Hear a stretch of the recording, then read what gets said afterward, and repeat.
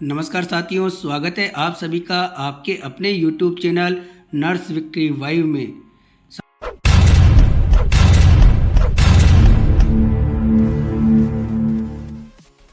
साथियों, आज हम चर्चा करेंगे चिकित्सा विभाग राजस्थान नर्सिंग पैरामेडिकल भर्ती सीपू 2023 में जो नर्सिंग ऑफिसर भर्ती 2023 है उसमें जो विभिन्न कारणों से अभ्यर्थियों को होल्ड पे रखा और विभिन्न कारणों से जिन अभ्यर्थियों को जो नीति निर्धारण कमेटी की बैठक हुई उसमें उनका जो मैटर था उसको क्लियर नहीं मानते हुए जो कमेटी के द्वारा पारित निर्णय था उसके आधार पर जिनको बाहर कर दिया गया, उन अभ्यर्थियों के लिए जो राजस्थान हाई कोर्ट जयपुर है उसमें माननीय न्यायालय ने आदेश दिया है कि अनुभव प्रमाण पत्रों की जांच कर नियुक्ति दें।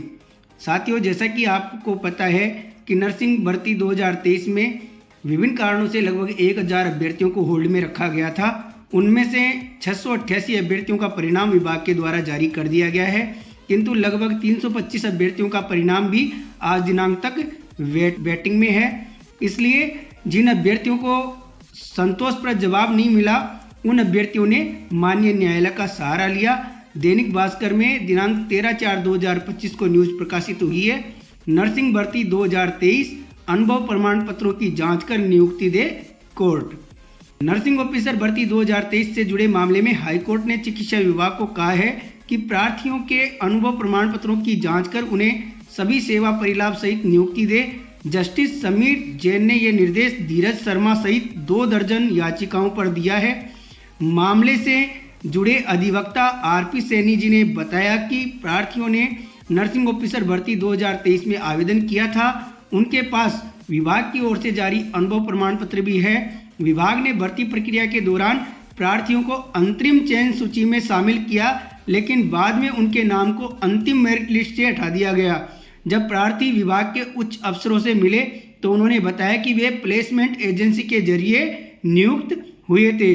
तो साथियों, जैसा कि आपको पता है कि जो प्रोविजनल सूची थी, अंतरिम चयन सूची जारी हुई थी, उसमें लगभग 943 ऐसे अभ्यर्थी थे जिनका उस लिस्ट में चयन हुआ था, लेकिन एक अन्य कैडर को बोनस अंक देने के कारण जो बॉटम से अभ्यर्थी थे जिनकी कट ऑफ कम थी उन अभ्यर्थियों को बाहर करते हुए कैटेगरी वाइज अन्य अभ्यर्थियों को अंतिम वरीयता सूची में स्थान दे दिया गया और इन 943 अभ्यर्थियों को अंतिम लिस्ट से बाहर कर दिया गया।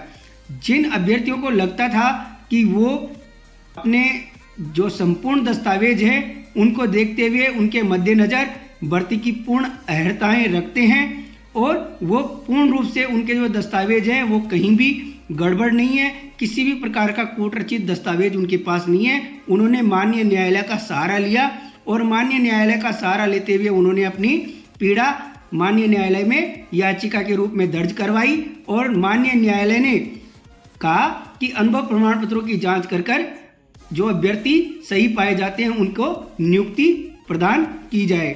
जैसा कि आप देख पा रहे हैं, कहा गया है कि धीरज शर्मा बनाम राजस्थान सरकार और अधिवक्ता जो थे राम प्रताप सैनी जी ने पैरवी करते हुए ये याचिका लगाई थी। इसमें जो ऑर्डर हुए उन ऑर्डर के बारे में हम बात करते हैं। साथियों, सबसे जो बड़ी बात यह है कि इस ऑर्डर में लगभग 254 याचिकाएं लगी हुई हैं। 254 ऐसे अभ्यर्थी हैं जिनकी याचिकाएं आपस में एक दूसरे के साथ में टैग करी हुई है और इनके अधिवक्ता अलग अलग हैं। इसमें जो पहली बार 21/1/2025 को माननीय न्यायालय के द्वारा जो आदेश जारी किया गया उसमें कहा गया कि अभ्यर्थियों का जो है in the mean time 1 seat be kept vacant Q each of the petitioner. इसमें कहा कि जो भी पिटिशनर है उनके लिए विभाग के द्वारा एक पोस्ट वैकेंट रखनी चाहिए और जब भी अगर ये क्लियर होते हैं तो इनको उस सीट पर चयन दिया जाए और इनका जो चयन है सीट वैकेंट रखने से इनका चयन सुनिश्चित नहीं होता है। इनका जो final selection of the petitioner shall be subject to outcome of the present petition. माननीय न्यायालय ने कहा कि इनका जो अंतिम चयन होना है वो जो प्रेजेंट याचिका जो लगी हुई है उस पिटीशन के आधार पर इसका जो पिटीशन का आउटकम आता है, अगर अभ्यर्थी के फेवर में इसका आउटकम आता है तो अभ्यर्थी को उस सीट पर ज्वाइनिंग दी जाए, और अगर अभ्यर्थी के फेवर में नहीं आकर और ये याचिका खारिज कर दी जाती है तो ये सीट अन्य किसी अभ्यर्थी को दे दी जाए। इसी केस में आप देख पा रहे हैं साथियों कि आपस में, जैसा कि मैंने बताया कि लगभग 254 ऐसी याचिकाएं लगी हुई हैं जो एक दूसरे से टैग हैं। 255 ऐसी सिविल रिट पिटीशन है जो एक दूसरे से आपस में टैग कर दी गई और लगभग इनका सेम मैटर सा है।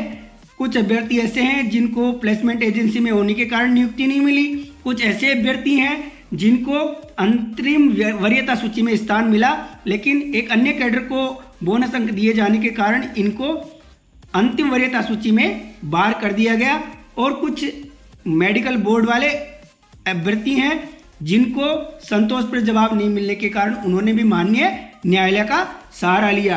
अब साथियों, जैसा कि आपको पता है कि विभिन्न कारणों से जो नर्सिंग ऑफिसर भर्ती 2023 में दस्तावेज सत्यापन होने के अभाव में अभ्यर्थी थे, लगभग 1000 अभ्यर्थियों में से ये ऐसे अभ्यर्थी हैं जिनका अभी तक परिणाम जारी नहीं हुआ है, और विभाग के अधिकारियों से संपर्क करने पर इनको जो संतोषपूर्ण जवाब नहीं मिला, उसके मद्देनजर इन्होंने माननीय न्यायालय का सहारा लिया, और ये 255 याचिकाएं एक दूसरे के साथ में जुड़ी हुई हैं। जैसे ही जो अभ्यर्थी सही पाए जाते हैं और माननीय न्यायालय का फैसला जिन अभ्यर्थियों के पक्ष में आएगा, उन अभ्यर्थियों के लिए जो दिनांक 6/2/2025 को भी माननीय न्यायालय ने आदेश जारी किया, उसमें भी कहा गया कि जो अभ्यर्थी हैं याचिकाकर्ता हैं, उन सभी अभ्यर्थियों के लिए विभाग को एक पोस्ट वैकेंट रखने का आदेश दिया, और अभ्यर्थियों के लिए कहा गया कि ये आपके लिए जो सीट रिजर्व कर दी गई है, इसका मतलब ये नहीं है कि आपका चयन हो गया है।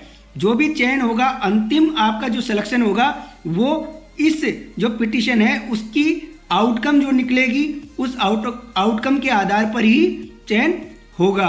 अगर आपके फेवर में, अगर अभ्यर्थी के फेवर में ये फैसला आता है तो अभ्यर्थी को इस पोस्ट पर विभाग के द्वारा चयन करके पदस्थापित किया जाएगा, और अगर अभ्यर्थी की यह याचिका खारिज कर दी जाती है तो ये सीट किसी अन्य अभ्यर्थी को दे दी जाएगी। साथियों, बहुत सी ऐसी याचिकाएं हैं जो आप देख पा रहे हैं, इनमें अभी डेट दी गई है। कई ऐसी याचिकाएं हैं जिनकी सुनवाई बाकी है।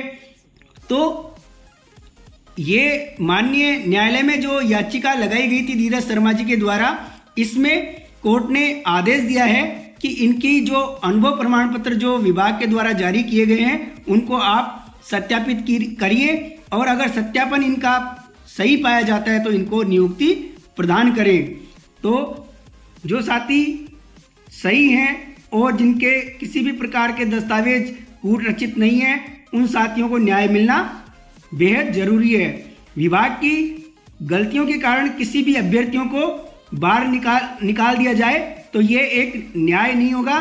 इस अन्याय को किसी भी अभ्यर्थी को सहन नहीं करना चाहिए। जो भी अभ्यर्थी अपने दस्तावेज पूर्ण रखता है और जिस अभ्यर्थी को पता है कि उसके कूट रचित दस्तावेज नहीं है, उन अभ्यर्थियों को पूरी कोशिश करते हुए माननीय न्यायालय का सहारा लेना चाहिए। धन्यवाद। जय हिंद, जय भारत, जय नरसिंह।